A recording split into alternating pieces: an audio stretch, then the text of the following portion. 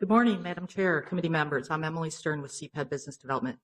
What you have before you today is a staff recommendation to award negotiating rights for development of a city-owned property located at 205 Park Avenue South. First, some background. The city of Minneapolis has owned 205 Park since 1992, when it was originally part of the larger Milwaukee Railroad Depot property. Since that time, and with substantial city assistance, the Mill District has grown up as a vibrant, established neighborhood with a highly desirable residential, retail, and cultural options. The Mill District is largely an affluent area with median household incomes 32% higher than the citywide average. Median rents in the area are 25% higher than citywide average. It's also an area that has seen some of the highest residential sale prices in the city. Now more on 205 Park. The 205 Park property has been a surface parking lot since the city bought it over 2 decades ago. Over the last decade, there were 2 development proposals for the site that were not completed due to a softened real estate market. All previous redevelopment contracts have been terminated.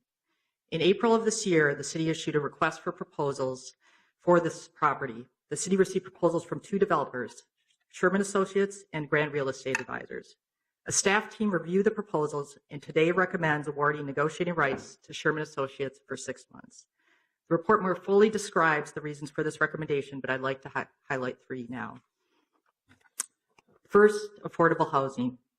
It is the city's policy to promote affordable housing options for low-income families, people of color, seniors, and those with special needs in neighborhoods and communities throughout the city. In addition, as part of a settlement agreement with the U.S. Department of Housing and Urban Development to a recent fair housing complaint, the city is reviewing all land use and housing policies, programs, and processes to determine whether they create barriers to fair housing choice. The sale of city-owned property is subject to this review to determine how the city promotes economically and racially integrative housing options. The city's ownership of 205 Park provides the city with a significant opportunity to proactively meet its goal and its obligation to affirmatively further fair housing by ensuring that affordable housing is produced in a high-income, amenity-rich area of the city. Sherman's project meets the city's affordable housing goals by committing to the inclusion, without public subsidy, of 20% of the units affordable to households with incomes at or below 60% of area median income. So this will be, there will be, of the 150 units, apartment units that they're proposing, 23 of those units, 20%, will be affordable to households with incomes at or below 60% of area median income. And these will be units actually larger than the average for the entire building. The average apartment unit size will be about 820 square feet. Most of the affordable units will be 2 bedrooms, so larger than that average. And in addition, there will be 4 for-sale townhomes incorporated as part of the overall project. The staff team favors Sherman's project because it would result in more affordable housing units and a greater level of affordability. Second, retail. The city's development goals for the site, as described in the RFP, call for maximizing ground floor retail, and including retail at both corners of Park and Washington and Park and 2nd Street. Sherman's proposal accomplishes this objective with approximately 6,300 square feet of retail space. One space would be a bakery, and the other would be a restaurant that serves breakfast, filling a retail niche lacking in the neighborhood currently. Established Minneapolis restaurateur Kim Bartman has provided letters of support to operate both the restaurant and the bakery. The staff team favors the retail component of Sherman's project because it includes substantially more space at both street corners and a firmer commitment from an established operator. Third, purchase price. Sherman has offered to purchase the site for approximately $3.25 million, which equates to $90 per square foot. Grand Real Estate presented 2 scenarios, one for a 5-story development with a land purchase price of approximately $1.5 million or $43 per square foot, and another for a 6-story development with a purchase price of about $1.9 million or $53 per square foot. Staff favors the Sherman purchase price since it is approximately double what Grand Real Estate offered for its 5-story scenario and about 1.7 times more than Grand Real Estate's offer for the 6-story scenario. Sherman's price also more closely reflects the fair market value for this property as indicated by an appraisal. Grand Real Estate's highest offer price is significantly lower than the appraised value, and the RFP explicitly states that the city will not sell the parcel for less than the fair market value. For those reasons, and for others described more fully in the report, Staff recommends that Sherman Associates be granted exclusive negotiating rights to 205 Park for up to 6 months. City staff and representatives of Sherman Associates would negotiate the terms of the sale and development of the property, and staff would return with a term sheet to City Council for consideration within the 6-month period. If the exclusive negotiating rights period with Sherman expires without a City Council approved term sheet, then staff is requesting council authorization to negotiate with Grand Real Estate Advisors to see if a deal can be structured within 6 months. Thank you for your time and attention. Now, I and other CPEB leadership in the room would be happy to answer any questions, and Sherman Associates is also here, and they can answer any specific questions about their project. Thank you. So I do have one question with regard to the 6-month amount of time. If the RFP was pretty explicit with regard to not selling the land below market value, why would we negotiate with the second applicant who came in so far below that it would basically equate to a subsidy? Right. It would. I mean, one of the negotiating points would be to increase from the city standpoint. Our goal would be to increase their offer or purchase price to what is fair market value. That would be one of the deal points. Okay, but should that not happen, we're happy to hang on to the property, see it increase Sure, in value, use it for parking in the area, generate revenue, and be done with it, correct? Absolutely. Because we're not intending to sell this below market value. That was one of the big criteria in the RFP. Correct. That was very explicit in the RFP, and yeah, we're not planning on subsidizing the sale of the property. Okay, and then I'm also interested in what staff has calculated the developer's cost to add the affordable at their own expense. I know we could probably calculate what we would think it would be. So do we have a number that would most adequately reflect what their cost is to subsidize the units at 60% for 20 or 15 years? Andrew, would you like to speak to that?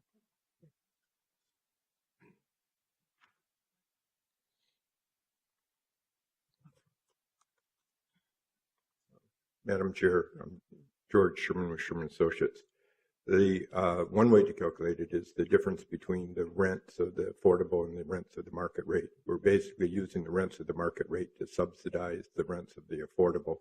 The difference in rents are about right around $800 to $1,000 a month. On a capitalization rate, that would be somewhere around $150,000 to $200,000 per unit. Now, again, this is being subsidized by the market rate units. And so, it gets to be a little bit of a mix, not a specific, but without the use of low-income housing tax credits or TIF or other GAP funds, it's about $125,000 to $150,000 per affordable housing unit. For 23 units, that'd be about $3 to $4 million. But you're not doing this for free. I mean, you're not charitable in nature, so you're making money on this. What percentage? I mean, are you in the general? Yeah, you have to tell me out loud. But are you in the general range of what we would consider a legitimate developer fee on this project? You're paying yourselves, plus you own it. So plus we're putting in, real cash, $4 or $5 million of real cash. We're not syndicating this. There are no tax credits, so there's no outside money coming into the project. We are, by doing it, what we are doing is we're using the market rate rents to subsidize the affordable. Hence, we're giving up, we're giving up some value of the project by doing that. That value is about $3 to $4 million over the 15-year period. Over the 15 year. Okay, thank you. Councilmember Cano. Thank you, Madam Chair. I've been reviewing this proposal, and I just want to say that as a council member who's always actively recruiting developers to come to the 9th Ward to do affordable housing projects and private, development around businesses, and specifically, the Midtown Farmers Market, which is a project we've been working on for a long time. I'm just really thrilled to see this move forward. I think it's great to have affordable housing and more accessibility to the housing in the Mill District area. I'm excited to hear about the mix between the retail on the first floor and the housing up above. That's the mix that we always strive for in the 9th Ward, to keep our commercial corridors alive and well, because we know that's one of the primary ways that we can address crime and safety in the neighborhood, is by having busy streets with people shopping and building community and coming out to restaurants and concerts. So I'm very supportive of this project. I think it makes sense. I think it's smart. It's also really unique, and I'm excited to see what this is going to do in the area. So thank you for your work on this. And thank you to Mr. Sherman. Are there any other questions for staff before we have our discussion? Okay, thank you for your report. Thank you. Councilmember Quincy. Thank you, Madam Chair. I just wanted to highlight a few things as I was evaluating this conversation, whether we're going to be looking at the two options that were presented. First of all, I'm excited that the RFP was offered, and I think it was a good fit for the city as we try to advance our affordable housing goals, to include that as a requirement in RFP, as a preference anyway. As the chair of the Ways and Means Committee, I'm naturally very excited that there isn't a subsidy attached to this. And there's a couple of ways to look at the word subsidy.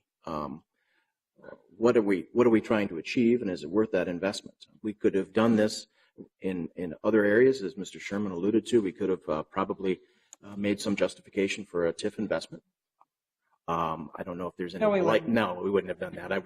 I was talking in more general terms. When we're looking at TIF, we're trying to do something for affordable housing. We're trying to do something about blight, and we're trying to do something about historical preservation. This particular parcel does not certainly meet those criteria. But in general, as we talk about subsidy, a TIF is an investment on the city to achieve one of those big goals, not needed in this area. So we appreciate that.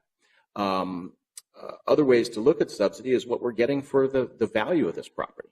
And I think it would be irresponsible for us to look at it from a financial perspective of looking at two different values offered and not consider the lesser of those values to be a subsidy to achieve a development objective.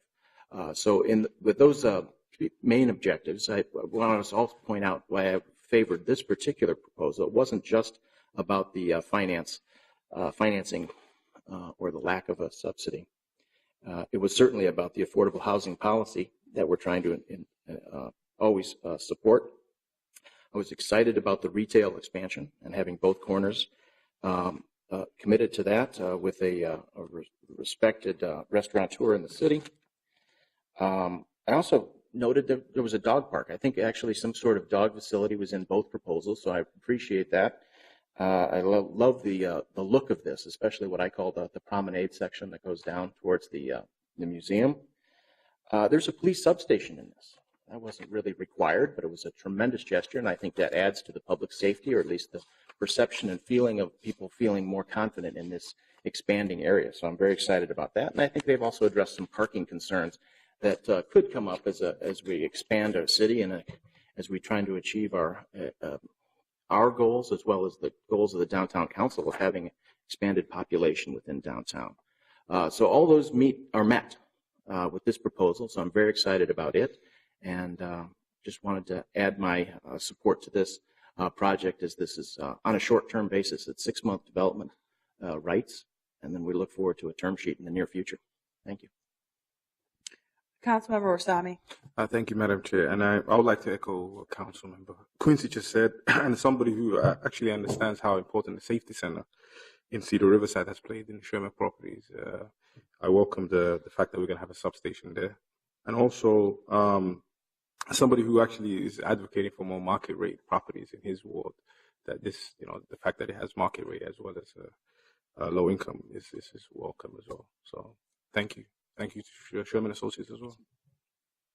Okay. I'm going to move approval of the staff recommendations. I want to make a couple of comments, and I'll then call on Councilmember Fry for the last word. Is that acceptable to you?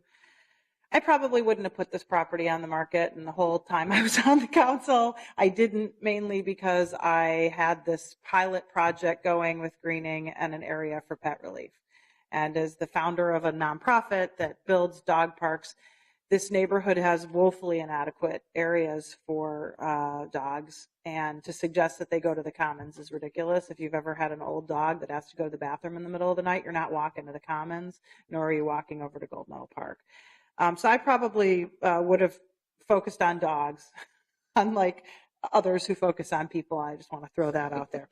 But now that we have we've been able to see what the market has brought forward. We have two proposals in front of us, ironically, by both developers who had also had exclusive development rights over the site over a period of time. both Ms. Lucas and Mr. Sherman had development rights over this parcel during some tougher times in our city. So I think it's interesting that both of them were the two that responded. Ultimately, we should be putting not one penny of public subsidy into this site. And by choosing this proposal, we're not. And that is perhaps the biggest draw for me. As someone who has been more involved than others in the HUD complaint against the city, I think it's very important to note that when we own property, we have a higher level of responsibility by both the federal and state government to ensure fair housing. And Councilmember Fry's suggestion that we put into the RFP explicitly that affordable housing be built on that site was born from a HUD complaint suggesting that we don't do enough of that. I'll also note that my neighborhood and Councilmember Cano's neighborhoods have had a number of situations where the staff recommendation and the council voted against what the neighborhood wanted. I'll just note that probably the biggest drama in my entire tenure on the council, Southwest LRT, is being shoved down the throats of my constituents who vehemently oppose it. And Councilmember Cano, I don't want to incite a drama here, is dealing with a transfer station and a public works facility in her ward where her constituents who arguably have been impacted are now going to be, are now don't like what the staff has recommended and are going to be trying to make a public works facility in their neighborhood something that's better. So ultimately, we do have to make decisions based on broader decisions about what's happening around us, despite the fact that neighbors would prefer something else. In my case, transportation, in Councilmember Cano's case, environmental concerns, and in this particular case, not subsidizing development in an affluent part of town and adding affordable housing that doesn't cost these same exact constituents any money. So I am hopeful that they can pull this together quickly, because if not, then my dog area stays in place. The surface parking that's much needed remains in that location, or Grand partners can offer market rate and move forward with their condo deal. But I do think that we have the responsibility, based on the accusations that have been made against a city that has done more for affordable housing than any other in the state of Minnesota, to walk the talk on affordable housing. And I think we have no choice but to do that. And I think the staff's recommendation is strong. Councilmember Fry. Thank you, Madam Chair. First, I would like to thank both development companies, Sherman and Associates, as well as Grand and Peggy Lucas and Tanya Bell. In particular, I know that Peggy Lucas has done a ton for the neighborhood. She was a pioneer from the very beginning in establishing several of these buildings along the riverfront, and undoubtedly it had a gigantic impact really up till today. And I also want to thank Sherman and Associates for putting together a beautiful proposal. Both proposals, in my opinion, were impressive. And then I finally appreciate staff's work in ultimately making a determination and coming up with a staff report. I know it was a long and in some cases arduous process. So, you know, as it was requested by the Neighborhood Association, I did go and talk to my colleagues, several of them, about this matter. And inevitably, we ran into the same two issues every single time. The first was unanimously, every single one of them liked the recommended proposal and would have been thrilled to have it in their ward. With the retail component, extensive retail, the public dog park, the police substation, as well as the mixed income. By the way, 80% of this particular development is market rate, with the 20% that is affordable being having no subsidy, being financed directly by the developer being the key facets. And the second piece was, I mean, really tough to get around. And that is the issue that the market value of the parcel is substantially more than was offered. We wrote explicitly in the RFP that we were not going to accept below market value, and subsidizing the development on a particular parcel in one of the in a very wealthy area of town, it didn't work. And so I do understand and respect the value of owner-occupied and the sentiment of the neighborhood in this particular area. It does contribute to to stability, as well as more people that are attending neighborhood associations. That's undoubtedly the truth. And we do have a very large owner-occupied development. In fact, it's about 370 units, 7 times the number that we're talking about in this particular proposal. It's going just a couple of blocks away. Now, while I value the owner-occupied, I do think that the people ultimately living in the proposal that is constructed will also contribute to the community, maybe in different ways. They may not attend neighborhood associations as much as those who live across the street, but I do think they could be genuine partners in furthering the vision for the neighborhood. So with that, I firmly believe that if the Sherman and Associates proposal is chosen, that we can engage the neighborhood to improve it in a way that tackles several of the concerns addressed. And I am confident that we can work together to arrive at a really beautiful vision. So I know there are many that will be, they're not thrilled with this decision, and I really respect their opinions on this. And I did talk to my colleagues, but there were a couple of roadblocks. Further comments or questions on the chair's motion to approve the staff recommendation? All in favor signify by saying aye. Aye. Any opposed? That item is approved.